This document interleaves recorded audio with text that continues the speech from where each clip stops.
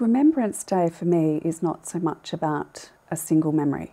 It's much more a collage of memories. I remember back in 2012. I was very young, very inexperienced.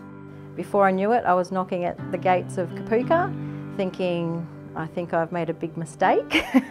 When I went to Kapooka as a 17-year-old, I hadn't been in a taxi, let alone on a plane. When I went to the Middle East, I was a young officer, a captain, but had never been tested. I can remember every moment of that visit. When you start out in joining the army, I think maybe you have a more romantic notion of what your service will be like and what it means. I kind of had this perception that it would be like MESHA. Extreme discipline and physical training.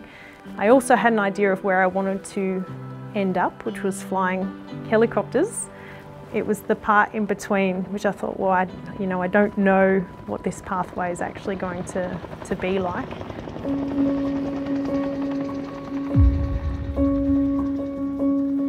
We're going off on our first operation over to Rwanda, and as we're walking across the tarmac to the plane, the band was there and it started playing Waltzing Matilda.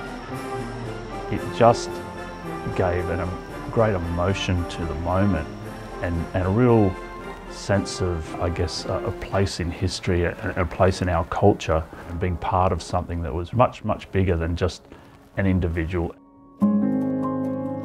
Look, not all my greatest achievements are perhaps all that significant to others. I think I remember when I was a young soldier, maybe 17, 18, busting out from an exercise at high range and doing a Macca's run at about 2 or 3 in the morning. And my webbing was just jammed full of Big Macs, no drinks, they were too hard to carry. We had a pretty good setup there. I was in Lashkar, we had gardens right outside. The Afghans love their gardens. They see it as the closest thing to paradise on earth. And I'd steal a pastry from the dining facility and have a cup of tea in the gardens in the afternoons.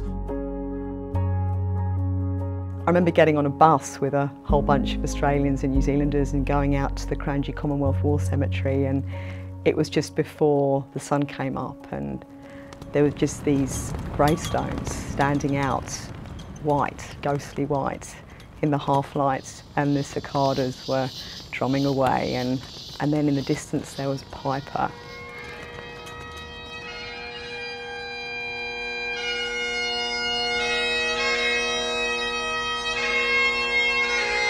Defence gives you that opportunity to jump out of your comfort zone, more or less. So sometimes I was stepping outside the comfort zone, other times I felt like I was pole vaulting out of the comfort zone. We were patrolling one of the central refugee camps one day and we came upon a group of kids playing out on the street, and sure enough an Israeli patrol came around the corner. Unfortunately, watching them play soccer was a young girl. She unfortunately was hit in the eye by a rubber bullet.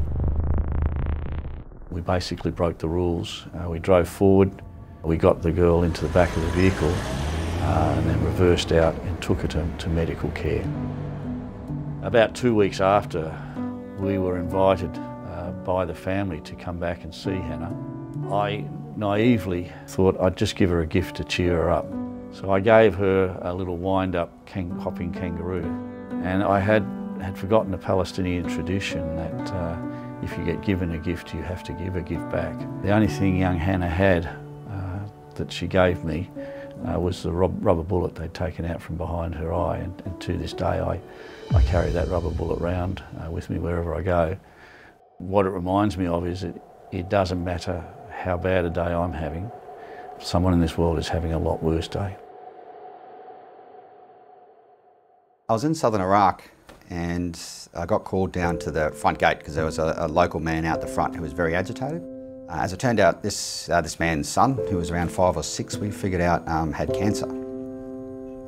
And he was begging for us to take his son in to our hospital. What then occurred was about a 2-hour conversation where really it was just about absorbing this man's, I guess, desperation, because I couldn't help. He had accepted that, and he left. And to be standing there in such a powerful position, but to feel completely powerless, it's not something I'll ever forget. We were given the chance as Army Reservists to go to Kangaroo Island and help fight the fire. Dad said that his brother, my uncle and my cousin had been killed. When I stepped onto the island, without me having to say anything, they recognised my name straight away, and one of the farmers' wives ran at me and literally grabbed me and hugged me, and yeah, she said thank you. So, with both of my uniforms that I wear, what the community expect of us is that when the moment occurs, when they are unable to complete what they need to do, it's our time to step up. It gave me so much. You know, I paid for it, definitely. It's got me to where I am now, which is a place where I'm actually really content with both what I've done and learned through life. Some extreme highs, some pretty low lows occasionally, but some really quite a thrilling ride. If you care about community, if you care about what's right, and if you care about justice, then that's what service means. The work we do is important. For some of the people I've met, you know, I may be one of the few people that remember them in that moment, and it's important that someone remembers it. It mattered then, it mattered through their life, it matters now for them. When I was in Afghanistan, I only met one girl, but I did meet a lot of Afghan men and a lot of Afghan fathers. And so when I look at what's happening now, I think that if just one of those fathers took from that a different view about the importance of educating girls, of giving girls an opportunity that we take for granted to be whatever they can become, then it was something. It did matter.